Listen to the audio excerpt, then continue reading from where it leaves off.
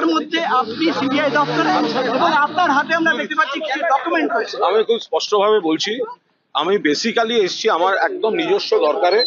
কারণ আমার কলকাতার বাইরে গেলে একটা ইন্টিমেশন দিতে হয়, ফলে আমার ইন্টিমেশন লিস্ট নিয়ে আমার এখানে আসা।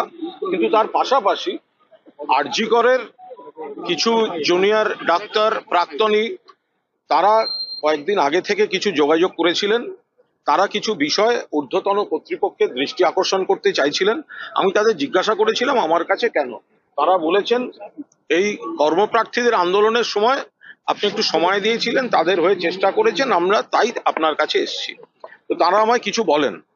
আরজি কর হাসপাতালের প্রতি আমার একটা দুর্বলতা আছে। আমার বাবা মা দুজনেই সেখানে মেডিকেল স্টুডেন্ট ছিলেন।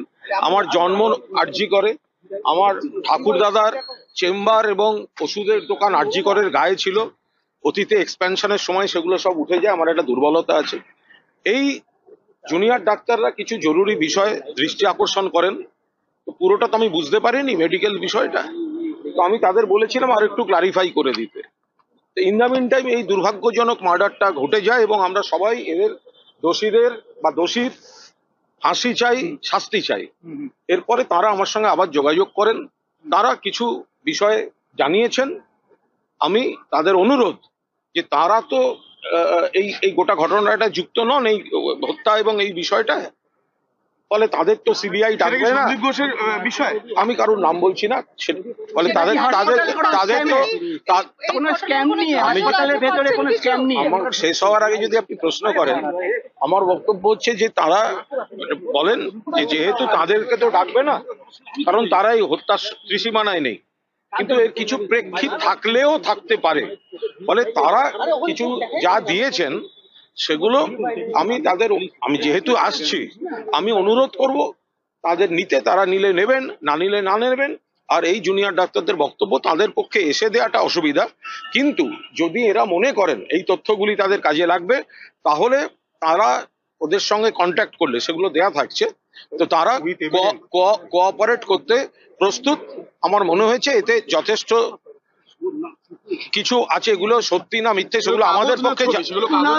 আপনিও তো জার্নালিস্ট, আপনার কি মনে হয় এটা খুবই ইম্পর্টেন্ট ডকুমেন্ট এই ক্ষেত্রে? আমি তো এটার সত্যাসত্য কোনো চেক করিনি। তারা যা দিয়েছেন এবং সেই ছেলে মেয়েগুলির যা আবেগ লজিকের, যারা প্রতিবাদী, যারা এই ঘটনার নিন্দা করছেন, যারা এই কোথাও কোনো গাফিলতি থাকলে সেটা চিহ্নিত করছেন, নিশ্চিতভাবে সেগুলো তো। ফলে আমি যদি তারা নিতে চান দিয়ে যাব, না নিতে চাইলে নেবেন না। কলকাতা আমার হাতে না, তার কারণ হচ্ছে এটা যদি কলকাতা পুলিশের হাতে থাকতো তাহলে ওরা নিশ্চয়ই আমার অনুরোধ করতেন কলকাতা পুলিশের হাতেই দিন।